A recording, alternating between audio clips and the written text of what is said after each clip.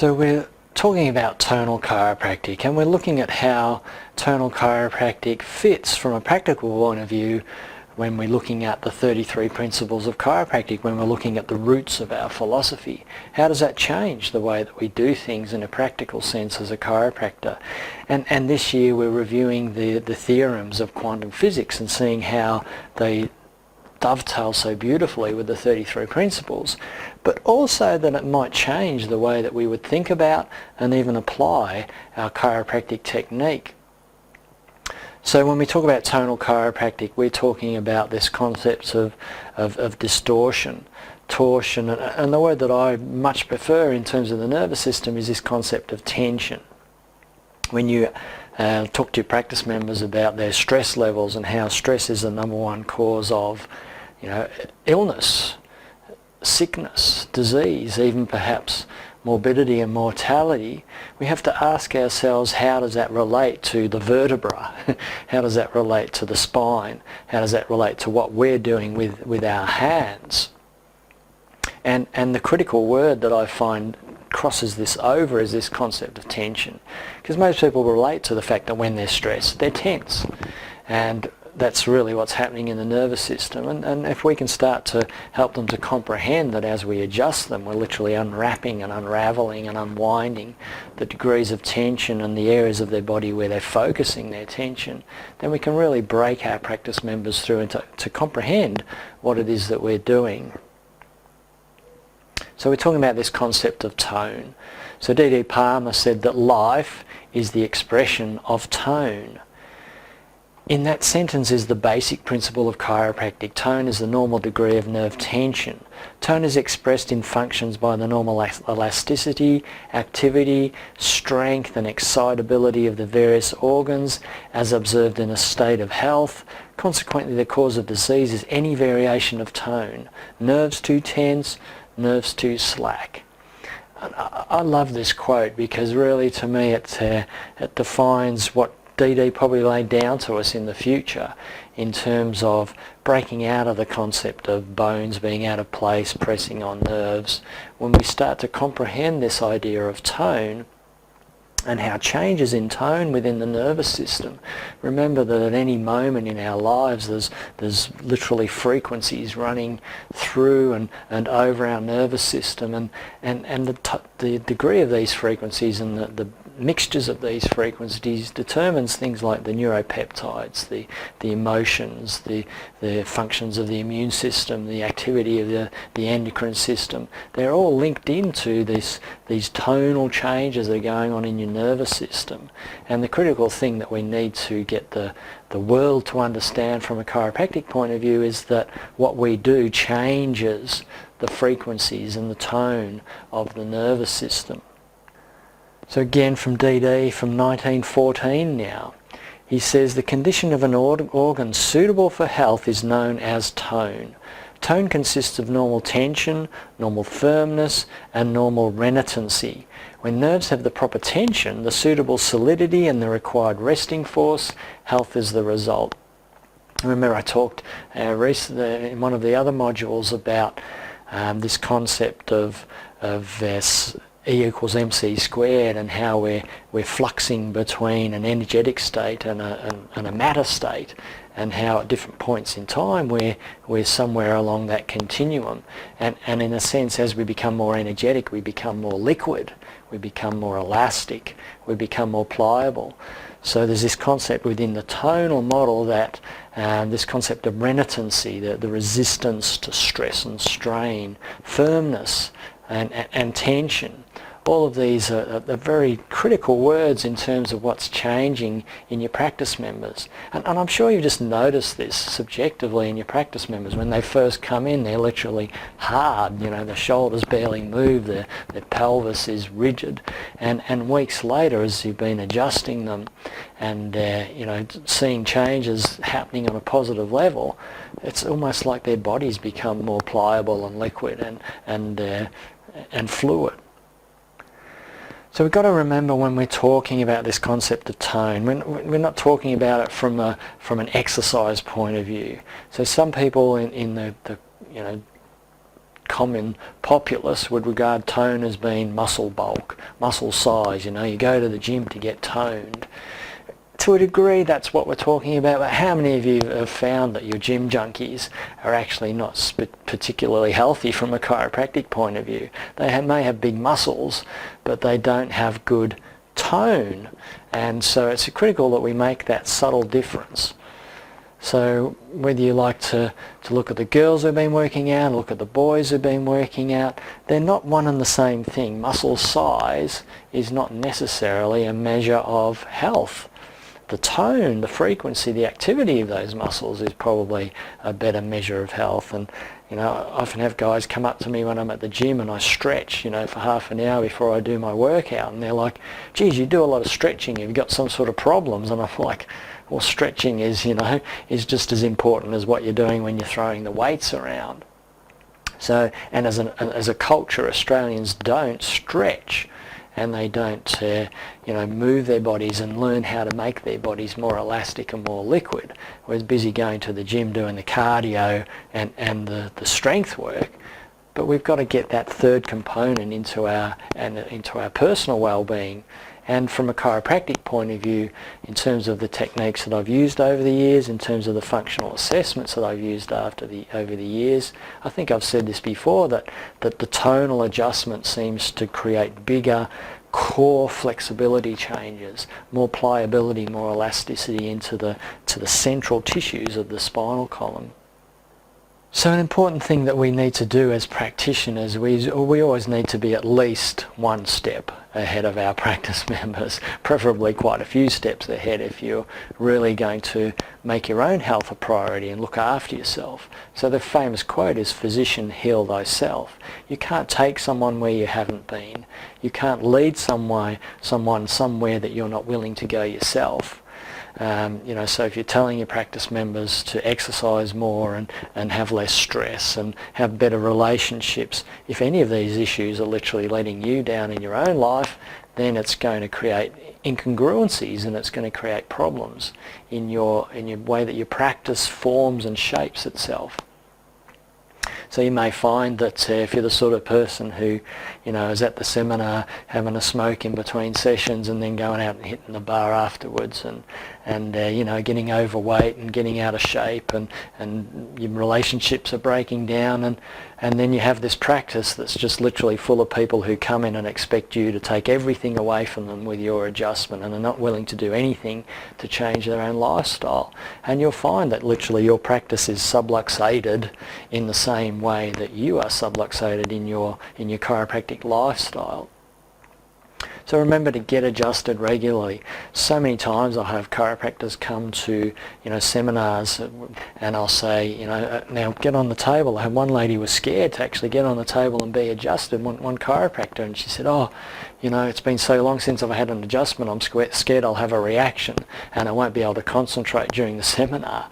You know, I had another chiropractor who said to me, geez, I never let anybody else touch me, you know, and we have these you know, these ideas, a lot of chiropractors who are just geographically a long way from, you know, other practitioners or you know, in terms of their time, they're very time poor and they don't make the time to go to another chiropractor.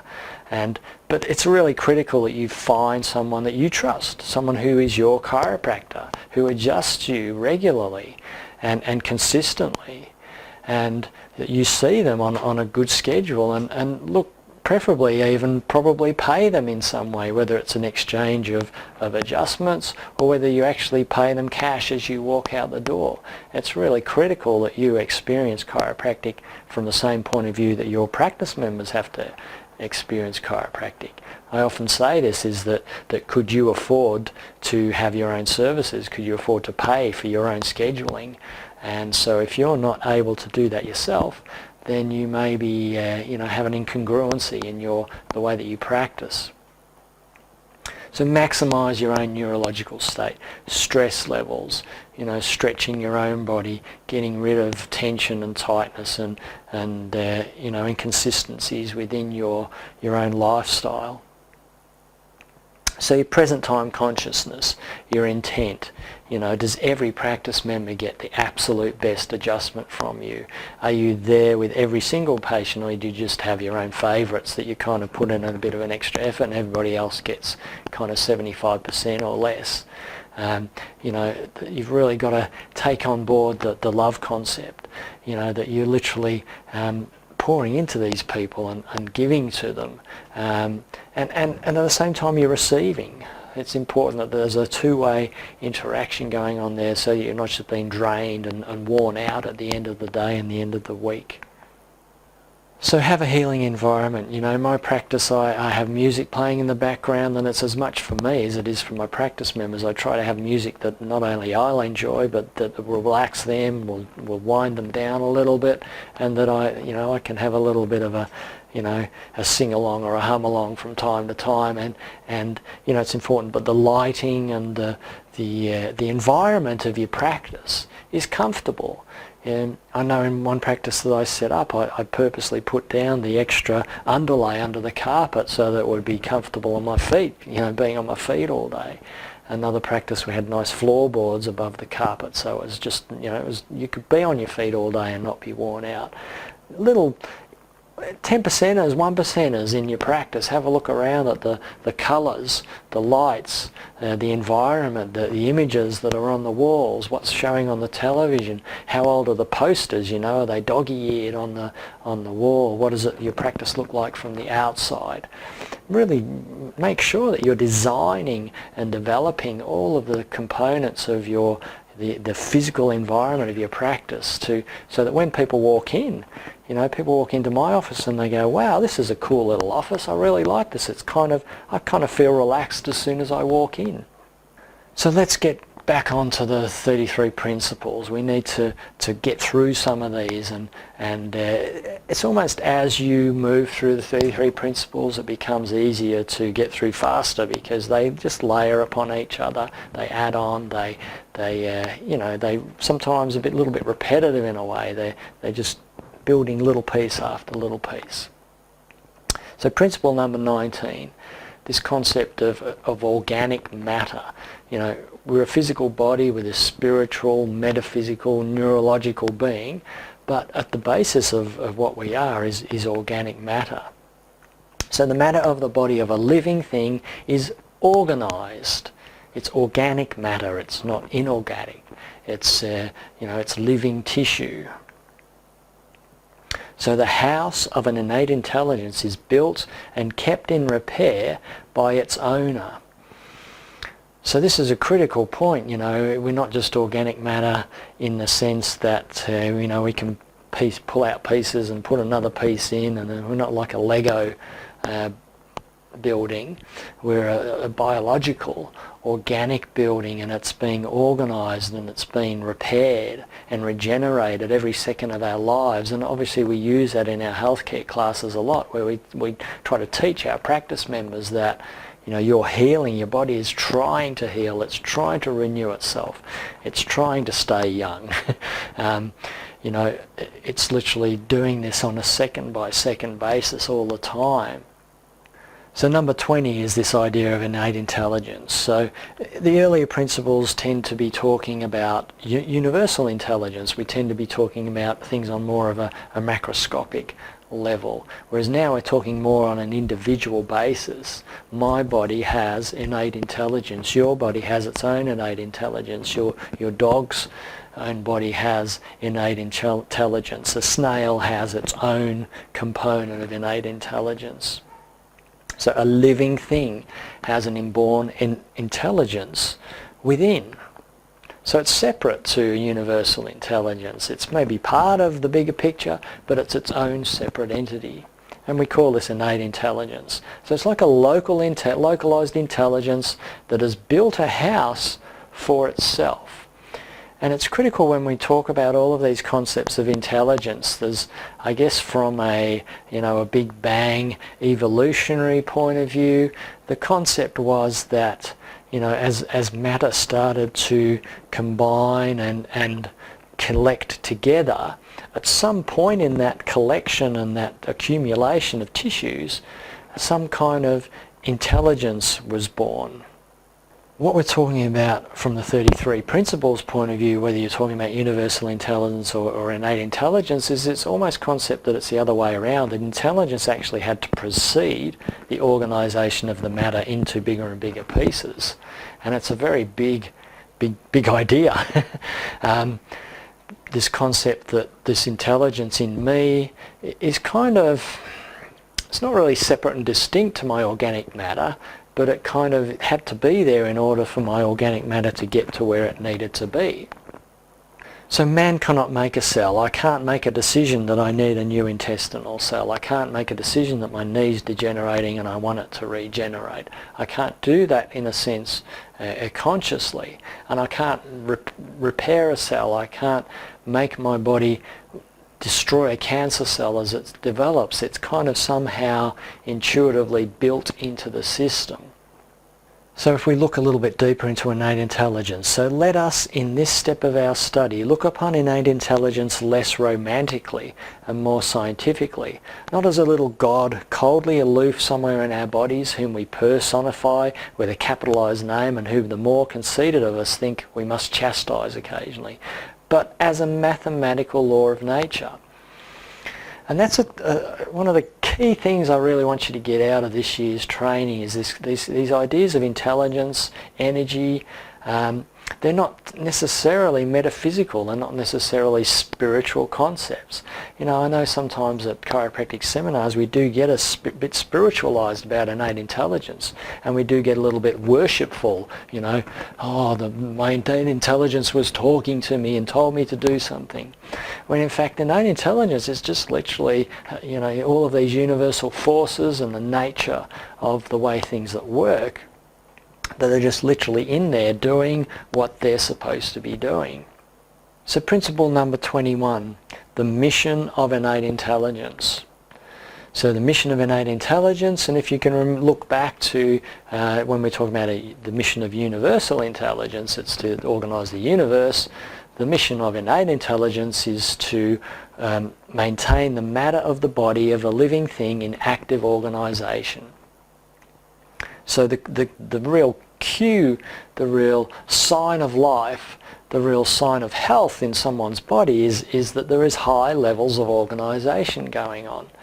I guess you could, if you use the example of someone who did have cancer, as you watch someone develop further and further and further into their cancer, it's almost like their body is becoming less organised. It's becoming less able to, to do other things. The person becomes more and more limited in their quality of life. They become less and less able to respond to infections. They become less able to do physical activities. So as we become sicker and iller, we become less organised. As someone's healing, you can see just amazing degrees of organisation going on.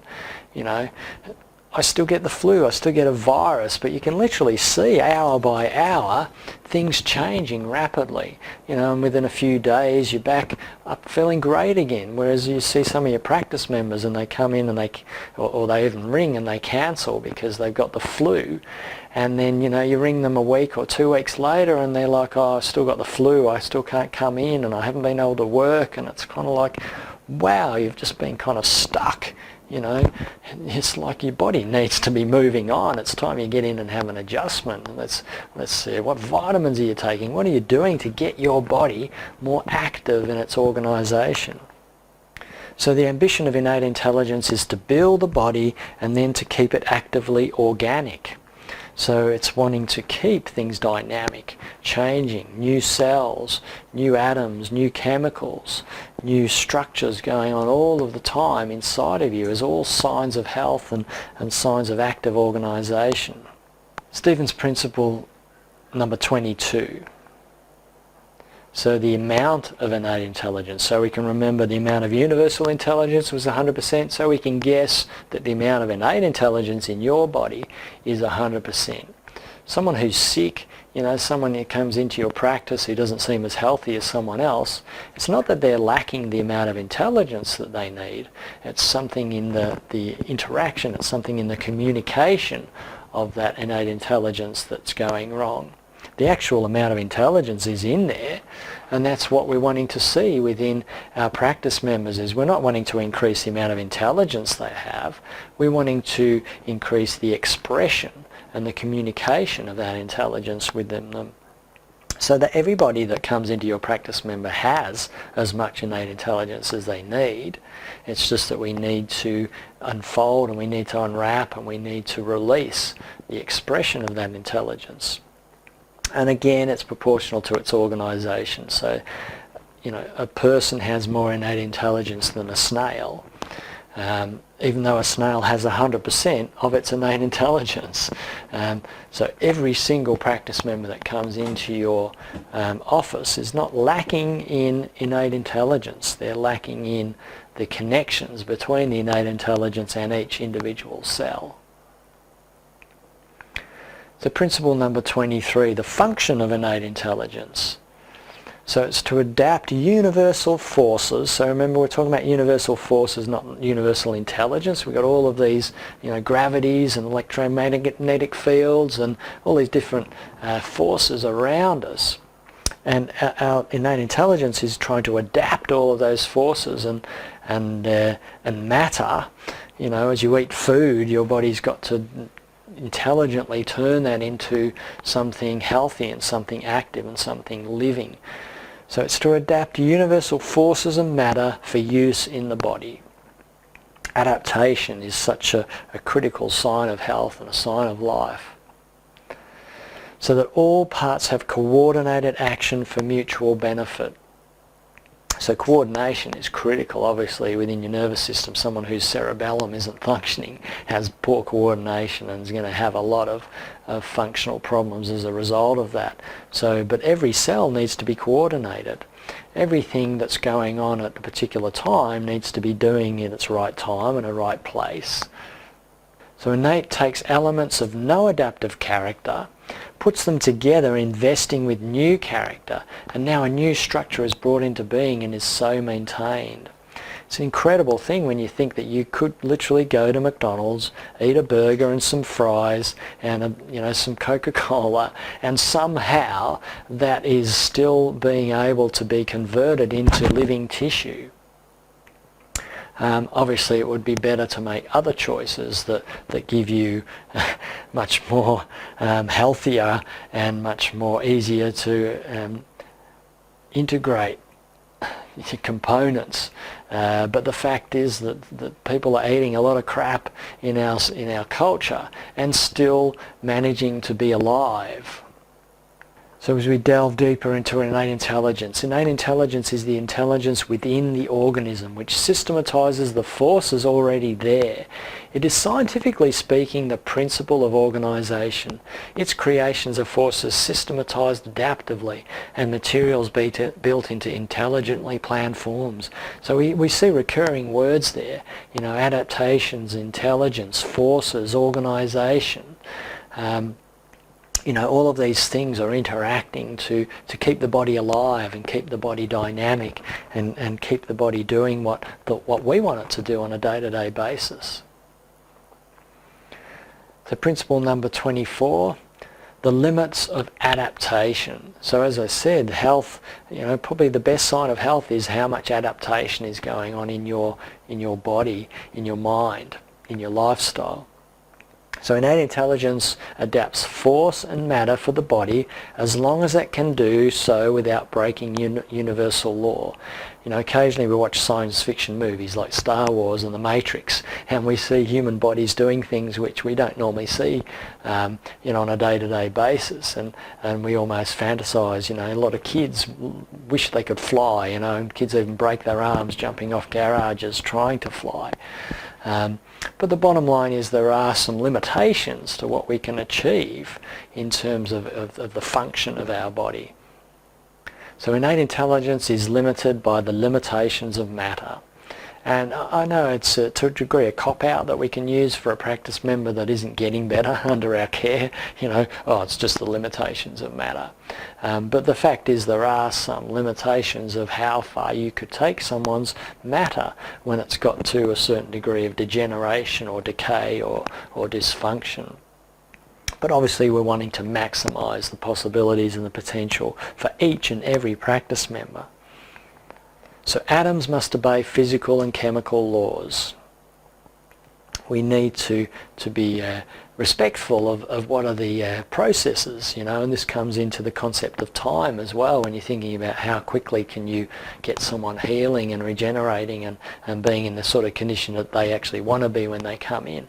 And to a degree it needs to be in our educational process, that we need people to understand that there are literally chemical, physical laws which have to, can limit these metaphysical processes. So we're almost talking about these practice members that are coming in with these expectations of, their neck's out, their back's out, there's something else going wrong with their body, and they're kind of coming to you as the wonder practitioner that someone's recommended, and there's sometimes this unrealistic expectation that you're going to do something and then tomorrow they're going to feel all okay again. And obviously that's according to all of these laws and principles and just clinical truths that we know about, that it's probably not going to happen like that for the greater majority of our practice members. We often talk about those miracle adjustments that we have delivered from time to time, and they keep you motivated and they keep you in a game like a golfer who has a good round. It keeps you playing golf, but there's all of these other rounds where it's sort of hard work. And it's the same in our practice. We need to walk people through a process, a journey, to get them to where they want to be, and preferably get them closer to where we would like them to be in terms of their function and their structure to a degree. So here's what I like to do within my report of findings, because there's usually some mixed aspirations going on. There's their goals and there's my goals. So somewhere within the report of findings, I like to try and firstly put these out on the table, but secondly try to connect them somehow. So it's important when you're doing your history and doing your intake process that you actually can uncover what their goals are. And it's not always to be out of pain. Some people want to be able to garden this weekend. Some people want to be able to play golf better. Some people want to be able to pick up their grandchildren. There's lots of different subjective and objective goals that your practice members have. And in fact, I guarantee you the number one reason that someone will come and see you is because they can't do something that they want to do, more so than the fact that they've got some pain. Let's be honest, there's lots of good painkillers that people can buy over the counter now, and a lot of people can suppress their pain quite successfully without us. But when they can't do something that's important to them, then that's when they want help. That's when they look for the chiropractor or the last resort, the person that someone has recommended them that they should go to. So through your history process, through your intake process, try and identify the big goal, the most important goal to them, and communicate within your report of findings that you're going to help them with that.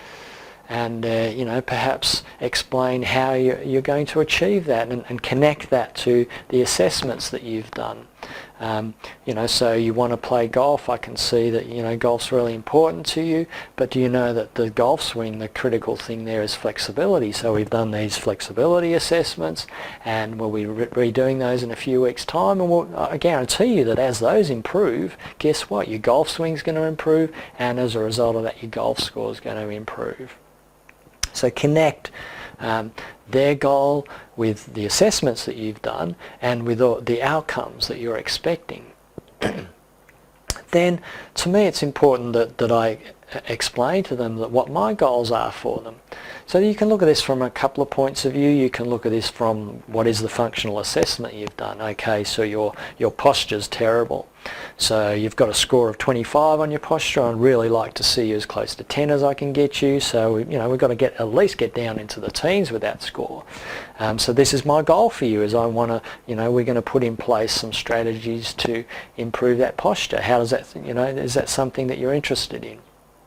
And that way you're, explaining the assessment that you've done, and you're giving them your goals for them, and so that those two start to be out on the table, and then you might be able to connect those in the sense that, you know, if your posture improves, that your golf swing is going to improve because you'll have better positions.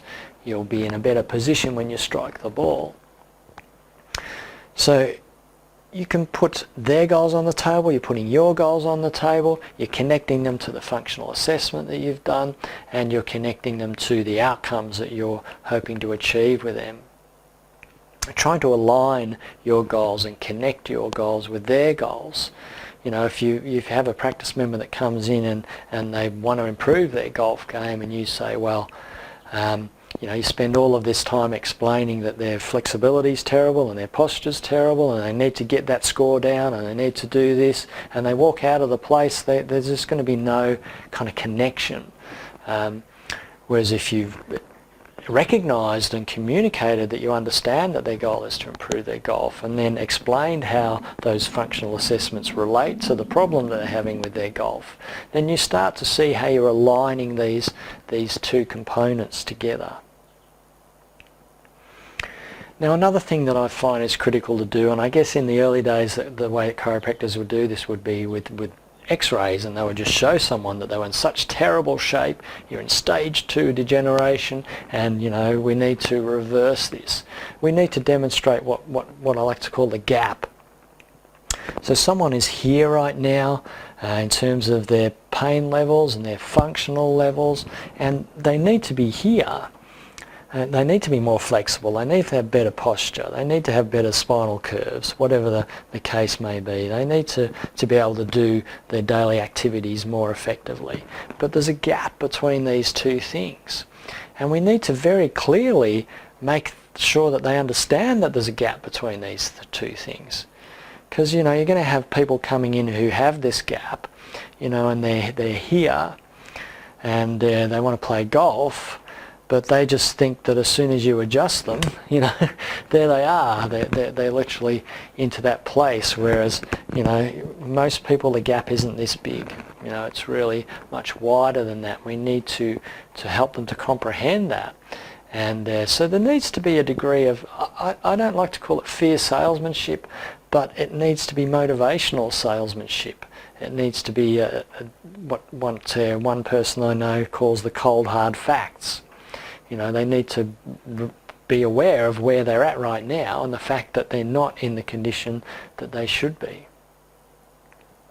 And then obviously the bridge is the connection between those two things. So how do we get from here to here? We don't want to overwhelm and demotivate someone. We want to motivate and inspire them. So we want to explain that there's literally a nice clear pathway between those two things, and they just have to follow the pathway that we set out for them, and they can get from point A to point B. Now the next critical thing is when you've done a report of findings, when you've done a good assessment, when you've got all these great functional technologies, is that you do progress exams. And you know, I've had various experiences with practitioners coming to seminars and associates working in my offices, where progress exams are really neglected, avoided,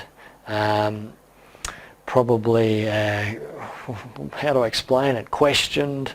You know, I've had some chiropractors say to me, well, why should I do a progress exam? Because when I do a progress exam, things haven't changed. You know, what do I say to someone if they've got worse? If their functional assessments are worse, how am I going to, you know, they might stop coming to see me. So there's a degree of fear in chiropractors, in really following through in progress exams.